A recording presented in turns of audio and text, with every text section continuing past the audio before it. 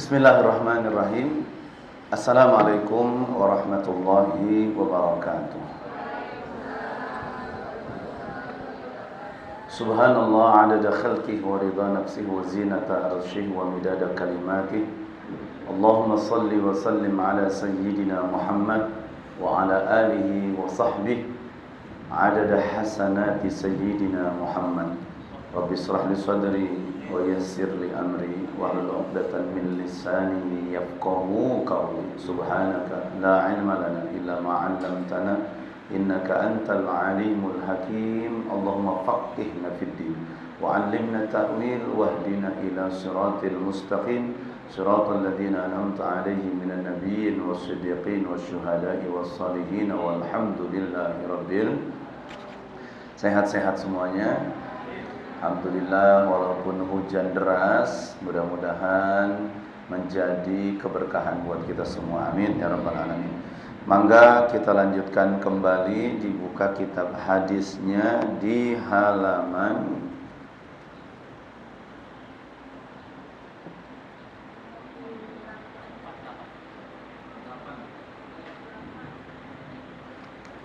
halaman hadis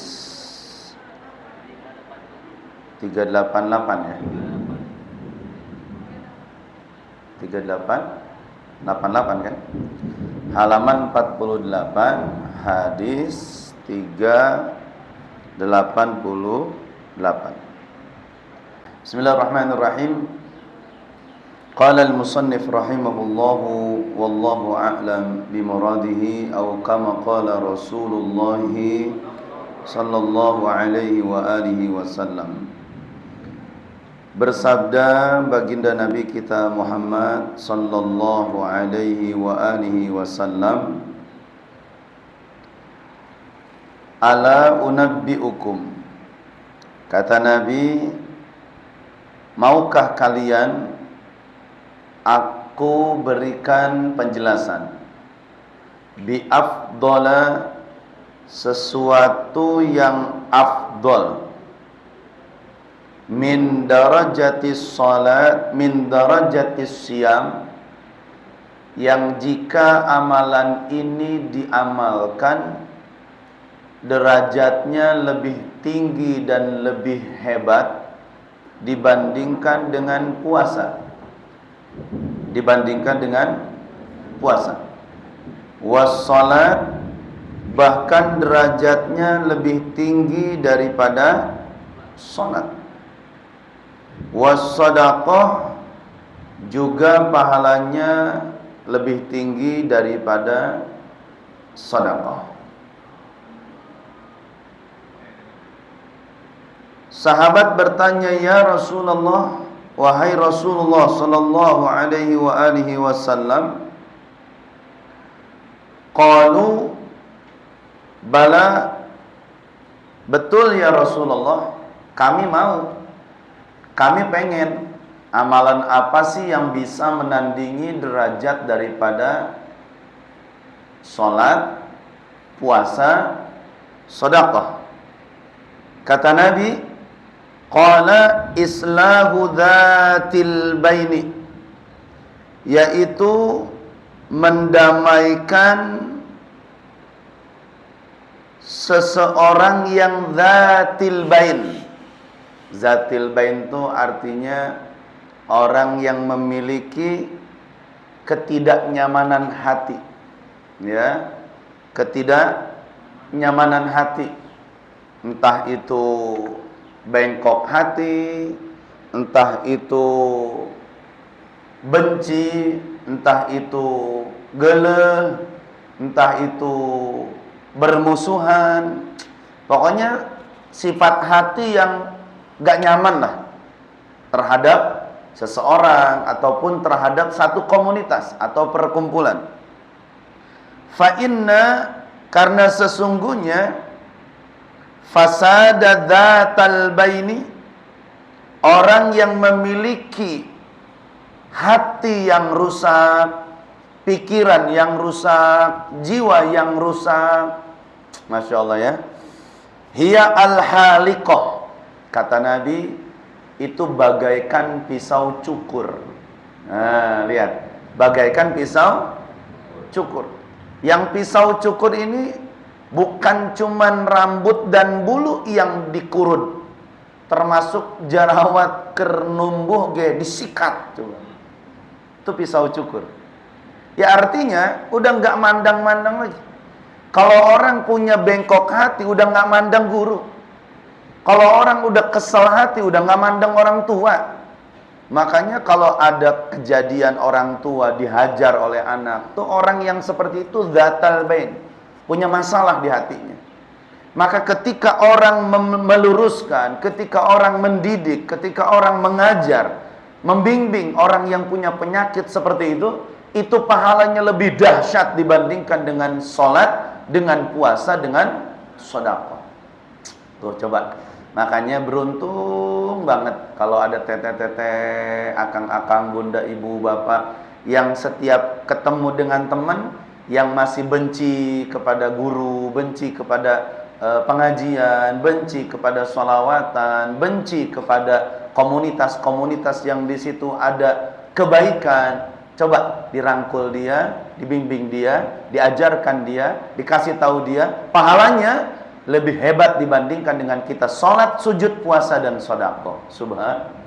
Subhanallah. Makanya bismillah, fastabiqul khairat. Kita berlomba-lomba di dalam kebaikan, khususnya adalah mengajarkan kebaikan kepada orang lain, supaya orang lain juga menjadi baik gara-gara kita menularkan kebaikan. Berikutnya, wa qala an-nabiy sallallahu alaihi wa alihi wasallam, bersabda baginda Nabi Muhammad sallallahu alaihi wa alihi wasallam, ala uhaddithukum, mau enggak aku beritakan, bima yudkhilukumul jannah, apa sih yang menjadikan kalian semua bisa masuk surga. Nah, jadi Rasul ini lagi ngasih deskripsi, gambaran buat kita, satu pekerjaan, satu amaliyah yang bisa menghantarkan kita masuk ke dalam surga. Yang pertama, dorbun bisaif, yaitu memukul dengan pedang. Nah, lihat, memukul dengan pedang, bukan memukul dengan sarung tangan alias tinju, bukan memukul dengan cerulit alias tauran, tapi memukul dengan pedang yang notabene pedang ini digunakan saat peperangan. Bagaimana? Kata Nabi, itulah satu pekerjaan yang menghantarkan seseorang masuk ke dalam surga. Dua, wa ikramud dhaif, yang kedua nyaeta memuliakan tamu. Makanya bersyukur kalau rumah kita tuh didatengin tamu. Pan orang mah kadang-kadang tamu datang teh pantau gebruk tutupan. Kenapa? Nggak mau kedatangan tamu. Makanya orang yang kedatangan tamu rumahnya tuh barokah. Kenapa Ustaz? Tamu itu membawa keberkahan. Kata Nabi, tamu datang itu membawa berkah. Membawa berkah. Asalkan konsepnya jadi tamu, jangan jadi semah. Kalau semah mah ngahesekeun nu boga imah. Kumaha Ustaz maksudna ngahesekeun nu boga imah? Disuguhan cai bodas hayang kopi. Disuguhan kopi menta jus. Disuguhin jus hayang dahar. Masya Allah. Itu namanya bukan tamu, namanya semah. Geus disuguhan menta kantong plastik jeung mungkus. Nauzubillah min zalik. Nah, tamu datang bawa berkah. Pulangnya tamu, kata Nabi, itu membawa dosa yang punya rumah. Amin. Tamunya satu, berarti tamu satu tadi membawa dosa yang punya rumah. Tamunya banyak, berarti semua tamu yang hadir ke rumah kita itu semua akan membawa dosa-dosa yang punya rumah. Amin. Nah, makanya yuk open door, buka pintu. Open the door, buka pintu. Betul? Nah, maksudnya buka pantau. Yuk buka pantau yuk, arah masuk ke dia, jadi tamu gitu. Berani tuh gitu. Susah kita mah. Kadang-kadang diundang kayak orang mahara reseknya gitu. Nah ini makanya yuk bismillah, yuk. Makanya saya tuh pengen punya rumah, mun bisa mah pantauan. Gitu. Saking pengennya tuh tamu tuh datang ke rumah. Itu bangga loh, punya rumah didatengin tamu tuh bangga. Tapi jangan lupa, ketika banyak tamu ke rumah kita, siap-siap banyak orang yang benci dan hasud sama kita. Ya. Makanya kadang-kadang ada aja tuh yang julid ya. Eta mah tamuna loba, parkirna tempatna oge tuh kelihatan. Macam-macam orang tuh ya. Makanya ya udah kita minta sama Allah, ya Allah mudah-mudahan hadirkan tamu-tamu ke rumah membawa keberkahan. Amin. Jadi di sini kata Nabi yang memuliakan tamu itu apa? Tong dianggurkeun tamu teh. Jangan dibiarin. Tiprak asup nepi kabalik teu disuguhan cai-cai acan coba. Ngahuleng be ngahok cai manehna sorangan. Allahu akbar. Tuh minimal tuh tawarin. Ya, atau enggak usah tawarin, suguhin. Ada air, suguhin air, ada kue, suguhin kue, kue. Naon anu aya?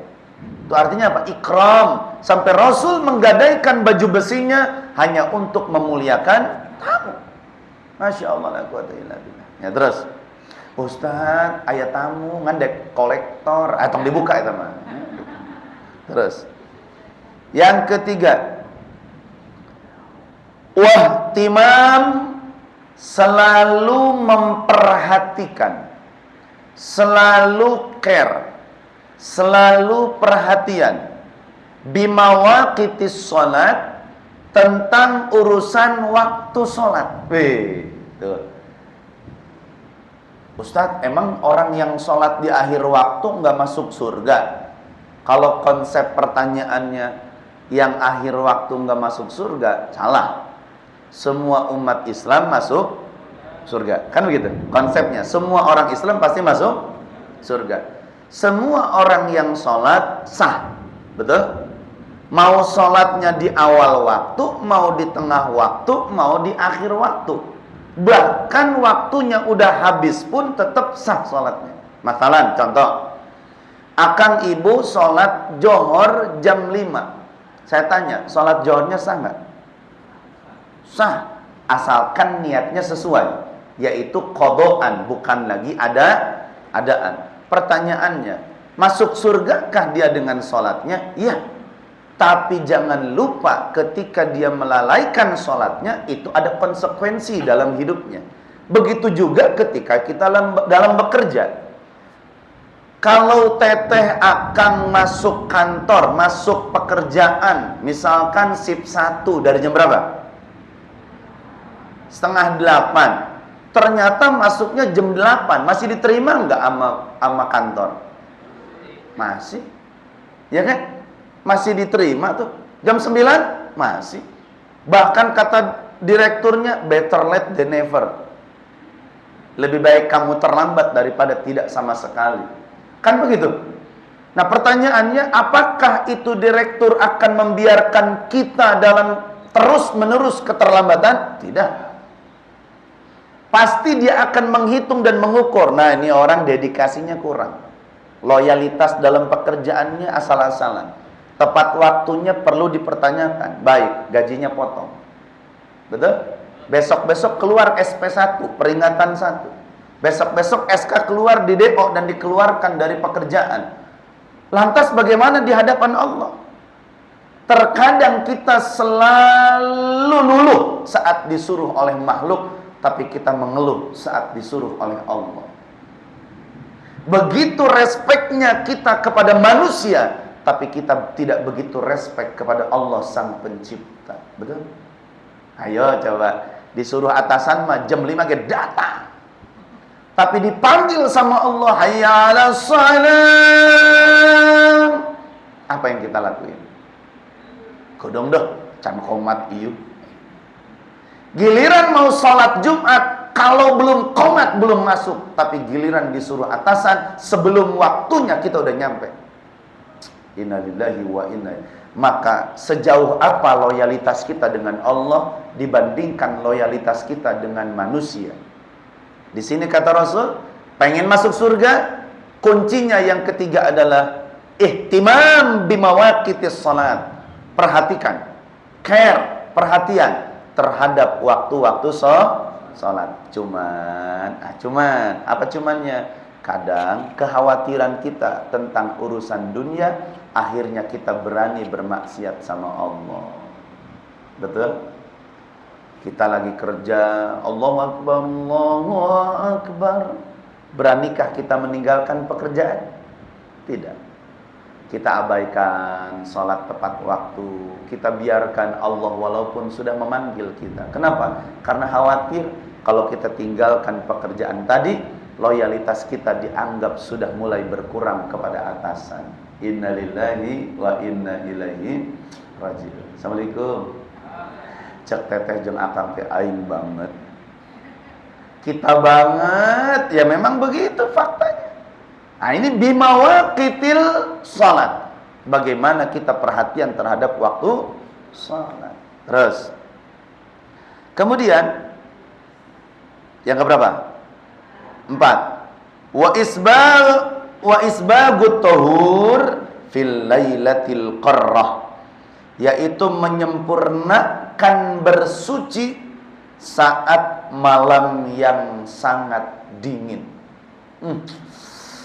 Berwudu jam 2, berada di puncak Dieng. Gitu kan? Boro-boro rek tahajud nu aya selimut ditarik sama kita. Isbagul wudu nu aya Ustaz menang tayamum teu belegug teu urang.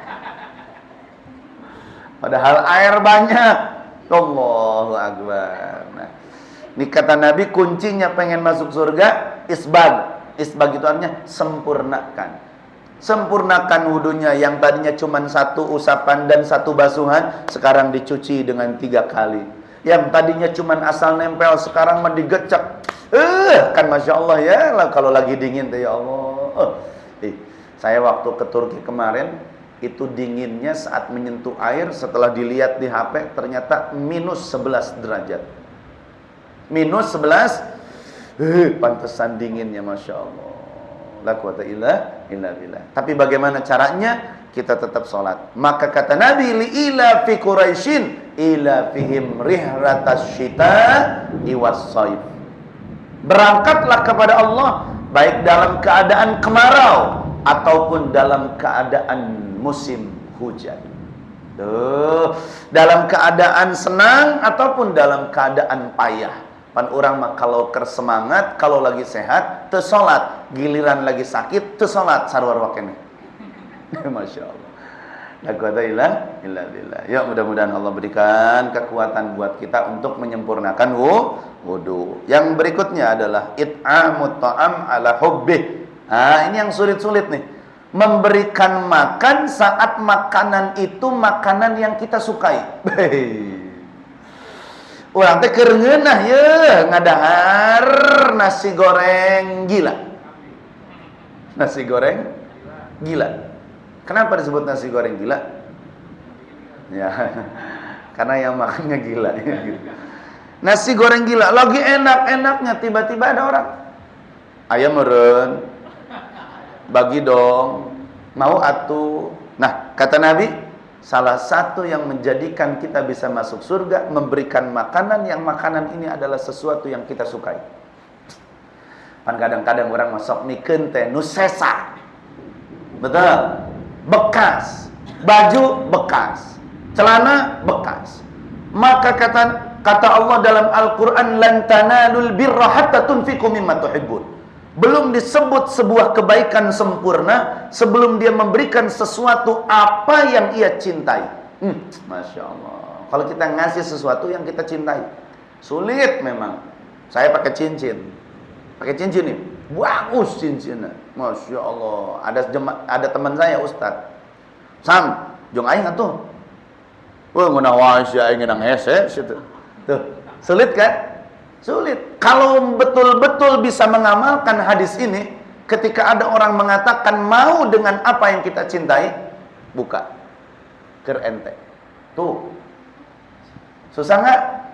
Susah. Makanya saya diajar sama Abi. Abi lagi pakai sarung.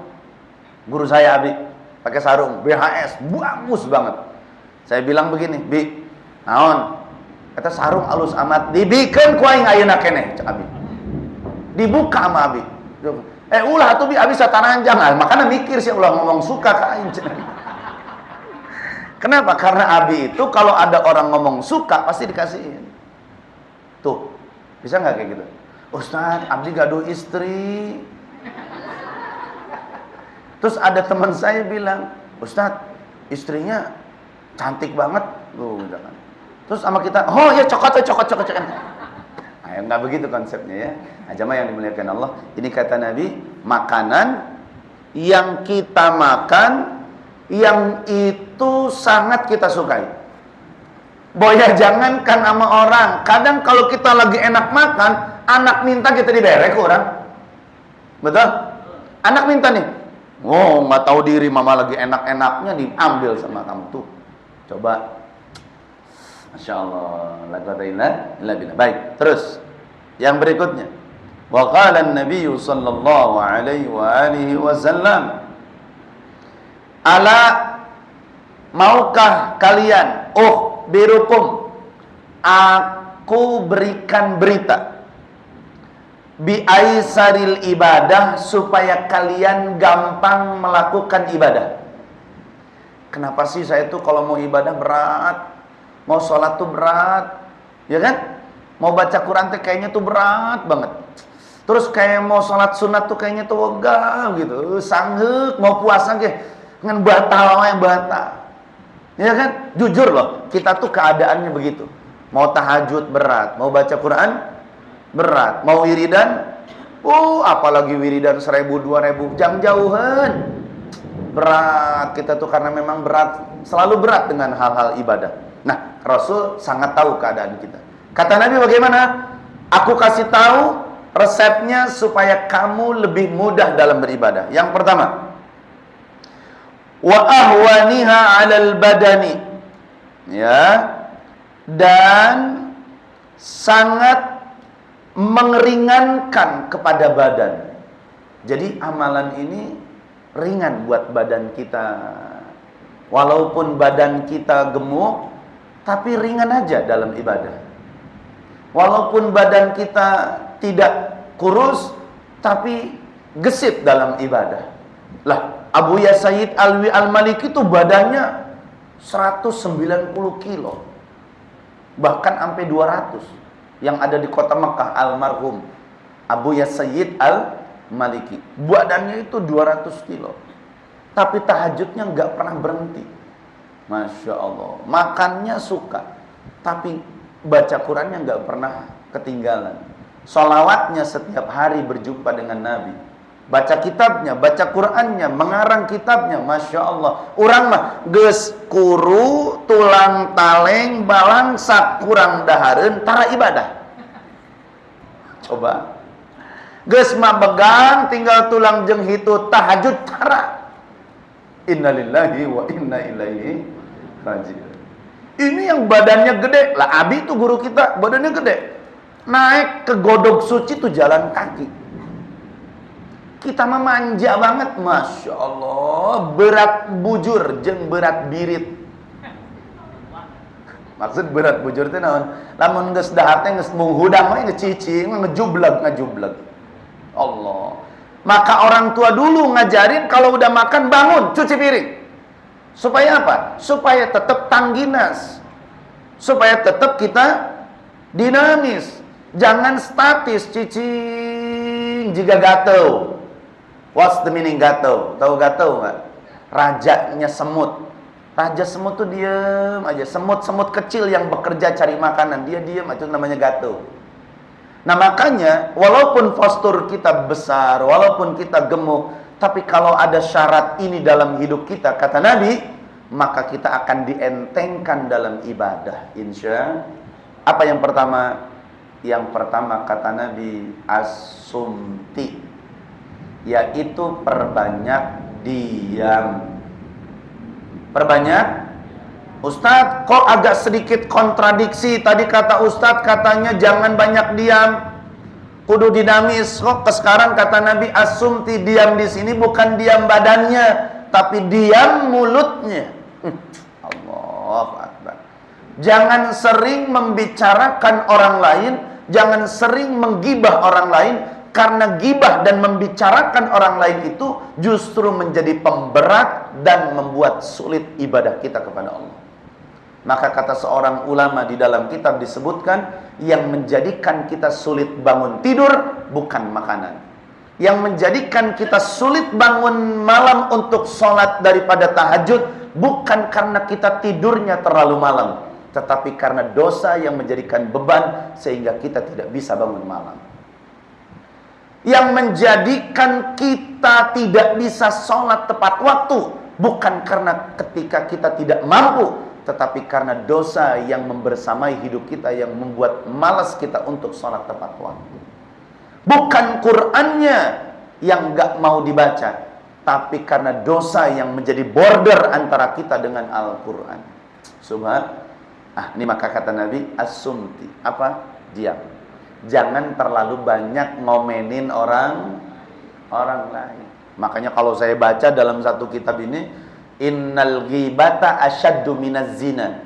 Sesungguhnya gibah itu lebih dahsyat dosanya dibanding zina. Ketika orang yang zina itu bertobat, pasti Allah terima tobatnya.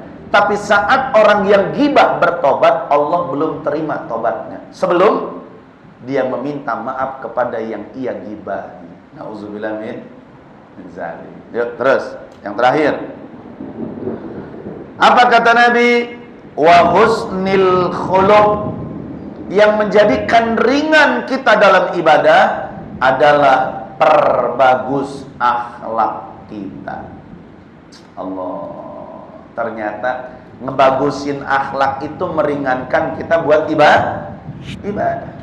Nah, jamaah yang dimuliakan Allah Subhanahu wa taala, itulah keterangan yang disampaikan oleh baginda Nabi Muhammad sallallahu alaihi wasallam. Terakhir satu hadis lagi sebelum kita buat sesi tanya jawab. Ala, ketahuilah, ukhbirukum, aku mau kasih informasi lagi. Bisyai'in, sedikit aja. Dengan satu amalan, idza nazala bi rajulin minkum karbun aw balaun, kalau kita lagi ditimpa sesuatu karbun itu artinya keruwetan, apa? Kebingungan. Urusan dunia ini membuat kita menyita waktu dan energi. Karbun, bingung. Au balaun, atau ditimpa ujian. Budak gering, nu hiji gering, nu kadua gering, nu katilu gering, nu kaopat gering, nu kalima gering, nu kagenep gering, atuh siana gering kunaon nyieun anak wae. Artinya apa? Kadang bala itu datang sama kita, ya contoh bunda-bunda yang di rumah. Ketika datang rumah, tiba-tiba token mati, ya. Misal, token mati. Mau ke dapur, gas habis. Betul? Mau masak nasi, beas Allah. Itu bala namanya, ujian. Masya Allah. Nih mau pulang nih, udah hujan, tiba-tiba di tengah jalan bensin habis. Dorong. Itu kan bala. Apa kata kita? Ya Allah, ya gara-gara biar ngaji, coba langsung balik mata tadi. Coba kalau gua tadi langsung pulang, gua nggak kehujanan begini nih. Itu kan balai ujian. Masya Allah, la quwwata illa billah. Bagaimana kata Nabi? Min amri dunya, dari perkara urusan karena memang urusan dunia itu bikin stres. Urusan akhirat itu terkadang nggak bikin stres. Nggak ada orang stres kalau anaknya nggak diterima di pesantren, nggak ada. Aduh stres kenapa? Anak aku nggak diterima di pesantren. Allah. Tapi orang tua bakal stres saat anaknya nggak diterima di sekolah negeri. Sampai demo. Udah dengar belum beritanya? Ada anak domisili di belakang sekolah tapi nggak diterima. Demo dia, ngumpulin RW satu warga buat demo sekolahnya. stres. Tapi giliran anaknya nggak sholat, dia nggak stres. Anaknya nggak bisa Quran, dia nggak stres. Tapi giliran anaknya nggak ngomong bahasa Inggris, stres dia. Karena memang kita tuh stresnya hanya untuk urusan dunia doang. Nggak pernah loh kita stres urusan akhirat. Ada nggak yang stres saat Quran ketinggalan? Ada nggak? Aduh, kenapa Quran aku ketinggalan? Pret. Yang stres saat kita handphonenya ketinggalan. Betul? Kunaon handphone aing ketinggalan, tuh lihat. Ya, begitu stresnya saat handphone tertinggal. Tapi saat Quran tertinggal, tenan naon deh. Isukan bisa baca Quran itu. Ya. Saat kita nggak ngaji nggak stres. Tapi saat kita tidak nonton Netflix karena ada video yang baru, itu begitu stresnya kita. Assalamualaikum. Acak ibu-ibu teh aing pisan. Kadang kita tuh distreskan hanya urusan dunia. Jarang banget orang stres urusan akhirat. Gak digaji, uring-uringan stres. Tapi giliran gak dapat sop pertama buat sholat, mana ada orang stres. Kalau bisa mahal, ayo sok tipayun. Arembungan di saat pertama, betul? Nah ini gambaran dari Kanjeng Nabi Muhammad. Ternyata yang bikin stres itu hanya urusan Nabi nggak bilang tuh urusan dunia dan akhirat, enggak. Nah, coba da'abihi, maka kata Nabi berdoalah dengan doa ini. Nih amalan dari Nabi langsung. Jadi kalau ditanya ijazahnya dari siapa? Ya, sanadnya dari mana? Nggak usah takut. Kalau bapak ibu akang teteh ngamalin satu doa, kemudian itu disampaikan langsung oleh Nabi, nggak perlu sanad, karena sanadnya langsung dari baginda Nabi Muhammad Sallallahu Alaihi Wasallam. Seperti sholawat, nggak usah disibukkan sholawat nyari ijazah, nggak perlu. Oh saya belum dapat ijazah sholawat nariyah, nggak perlu. Saya belum dapat ijazah sholawat tibil qulub, nggak perlu, karena sholawat tidak perlu dengan ijazah. Karena yang mengijazahkan sholawat langsung dari Allah Subhanahu wa ta'ala. Jadi kalau sholawat itu bagaimana? Yang kita bisa amalin, istiqomahin. Itu yang bisa bikin kita menjadi barokah. Insya Allah mau datang ke tempat, datang ke kiai minta amalan ijazah sholawat. Nah, maka saya tuh dapat pelajaran kemarin singkat dari menantu almarhum Mbah Mangli. Saya pengen dapat sholawat futuhat, pengen dapat sanatnya. Saya ngomong beraniin diri, ya Syekh, saya minta ijazah sholawat futuhat dong, yang diamalin sama Mbah Mangli. Apa kata beliau? Ustadz, sholawat itu nggak perlu ijazah, yang penting istiqomah.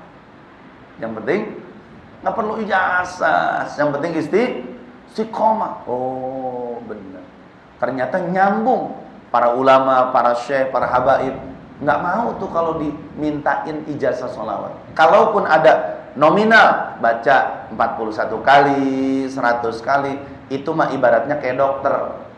Kata dokter, yang ini obatnya sebelum makan 3 kali sehari, yang ini obatnya setelah makan 3 kali sehari. Tos gitu. Betul?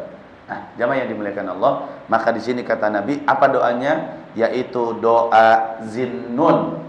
Doa yang diamalkan oleh Zinnun, orang yang hidup di dalam ikan nun. Nah, jadi kalau kata riwayat, ikannya bukan ikan paus, bukan ikan hiu, tapi namanya ikan nun. Siapa yang masuk di dalam ikan nun? Yaitu Yunus ibnu Matta.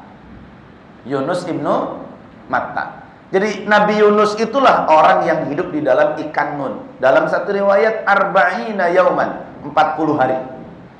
Dalam satu riwayat beberapa bulan, wallahu alam. Ya, coba hidup di dalam ikan nun. Kebayang atuh geus teu asup akal meureunna. Bagaimana dia tidak kena oksigen matahari? Dari mana dia suplai makanannya? Dari mana dia minumnya? Allah berkata lain. Maka Allah tuh nggak sulit untuk merubah segala keadaan. Kitanya yang sulit. Lah, Nabi Ibrahim aja dibakar nggak mati.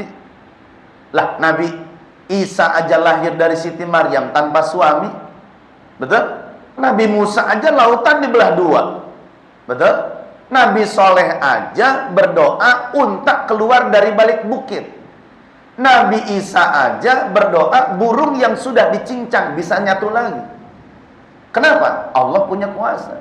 Nggak ada yang bisa menandingi kuasa Allah Subhanahu wa ta'ala. Nah, kelemahan iman kita lah yang membuat kita selalu gagal dalam berargumentasi keyakinan kita kepada Allah Subhanahu wa ta'ala. Nah, wiridannya apa? La ilaha illa anta subhanaka inni kuntu minadh dhalimin. Ini telah saya sampaikan. Harusnya wiridan ini dibaca oleh para ulama, para masyayikh, da'abus solihin, pekerjaan soleh. Itu dibacanya malam 10 Asyura. Ya.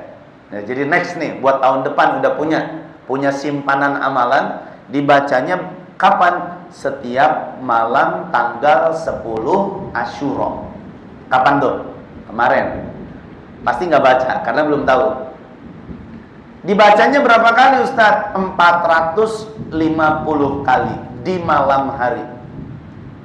450 kali, nggak kurang nggak lebih. Dibacanya malam hari, mau ba'da maghrib, mau ba'da isya, atau menjelang subuh.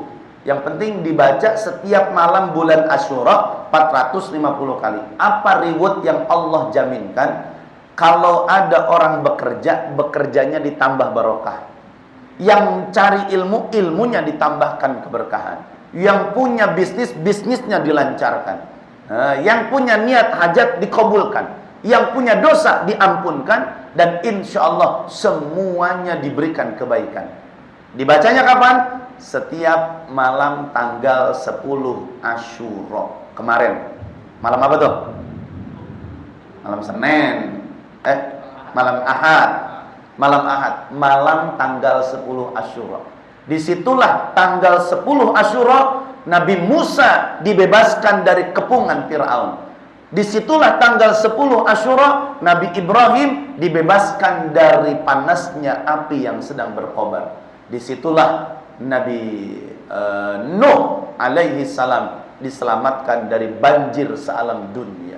Tuh, jangan terlambat. Insya Allah tahun depan Allah masih berikan kesempatan untuk kita amalkan. Baca apa?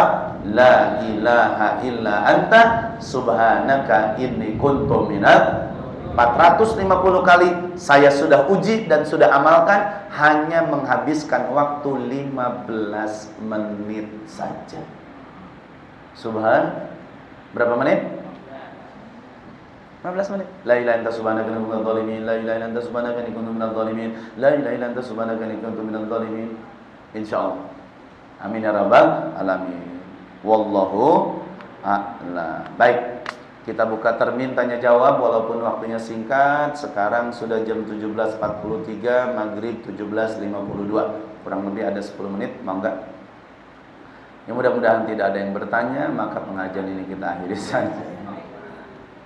Ada?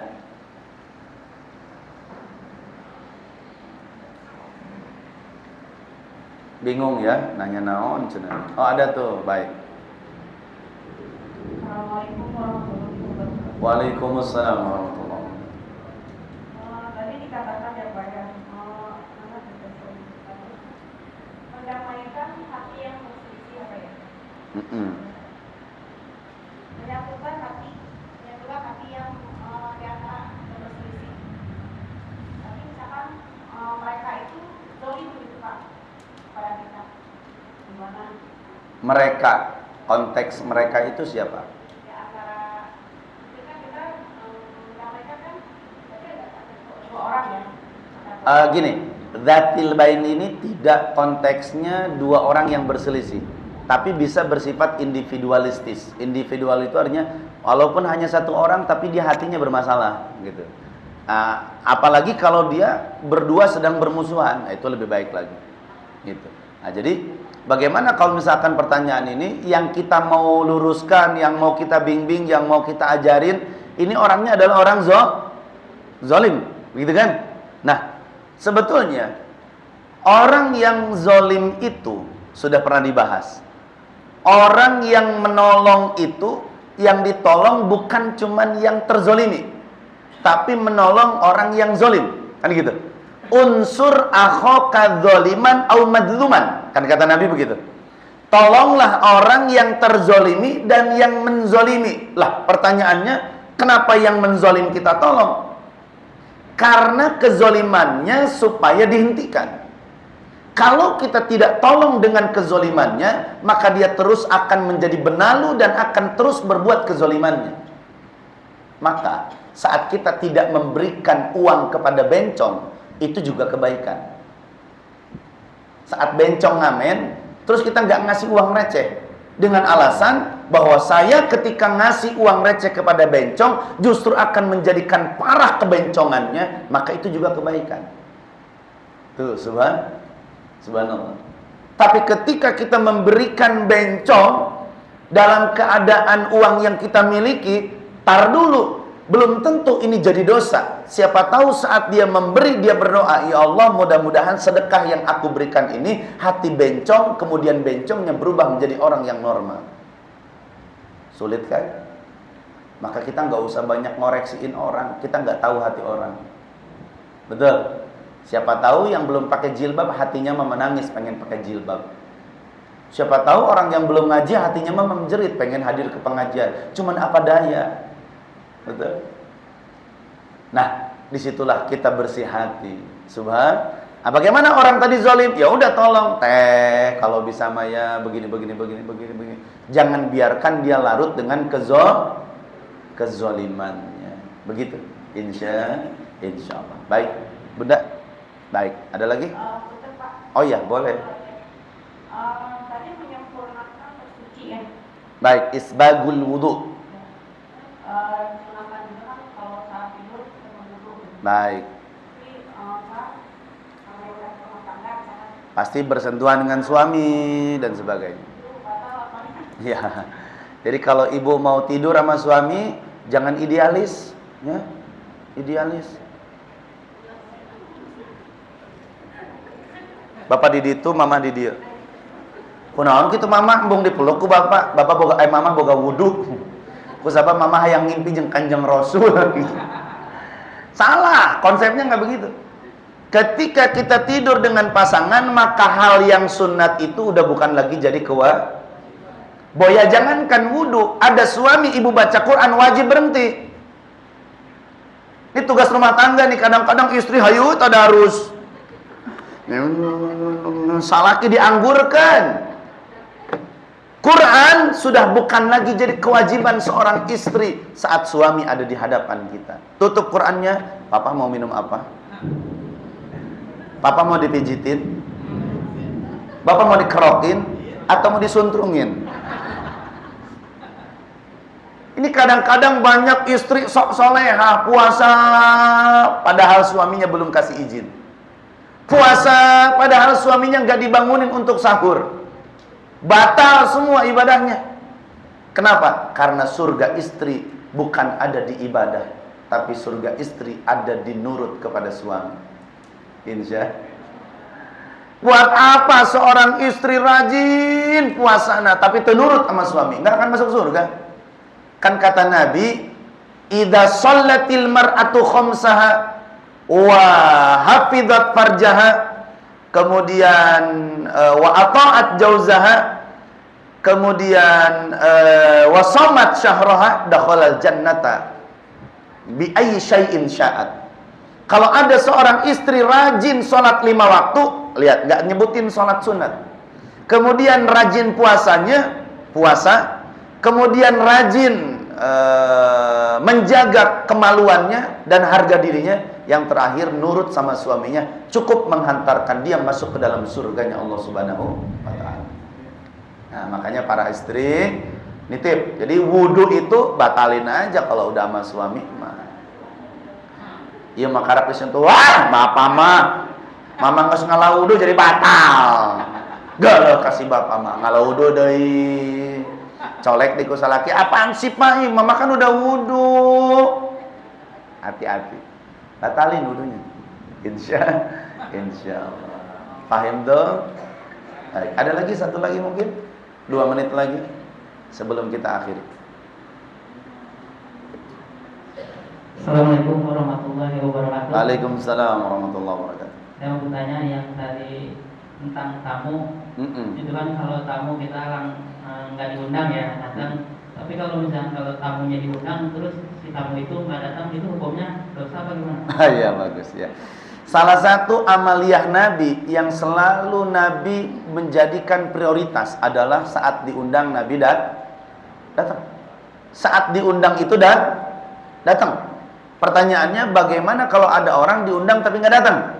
Dosakah dia? Nah, jadi kalau bicara dosa, tar dulu. Lihat dulu konteksnya. Ini dia nggak datang kenapa? Gitu kan? Nggak datang tuh kenapa alasannya? Entah itu ada musibah atau ada apa misalkan. Ya bagaimana orang yang mengundang? Husnuzon aja. Supaya kita nggak kebagian dosa. Andaikan dia memang menelantarkan undangan kita berdosa, maka kita jangan juga ikut berdosa. Kenapa berdosa? Husnuzon saja, jangan ada perasaan suuzon. Oh, mareh nama balaga diundang ku urang mah tara daek tuh. Suuzon. Nah, makanya bersihkan hati kita saat mengundang orang lain. Saat mengundang, berikan keikhlasan. Dan Allah katakan fala tamnun tastaksir. Jangan ada ketika kita mengundang orang lain, memuji orang lain, pengen ada timbal balik yang lebih. Kita bikin acara nikah, kita bikin sunatan, kita undang orang lain, mudah-mudahan omsetnya besar, income-nya besar, jantain keluar 20 juta, karena di dalam mindsetnya sudah tergambar aing penghasilannya bakal 50 juta. Itu namanya wala tamnun tastaksir. Jangan memuji, jangan mengundang hanya untuk memperkaya diri. Nah, banyak kan orang yang menjilat begitu kan? Ya Allah, rumahnya bagus banget, mobilnya keren banget. Tujuan mujinya apa? Supaya eta mobil nu loba dibikin ka manehna. Banyak orang begitu, menjilat. Nauzubillah min zalik. Enggak usah disebutin ya, enggak usah digambarin.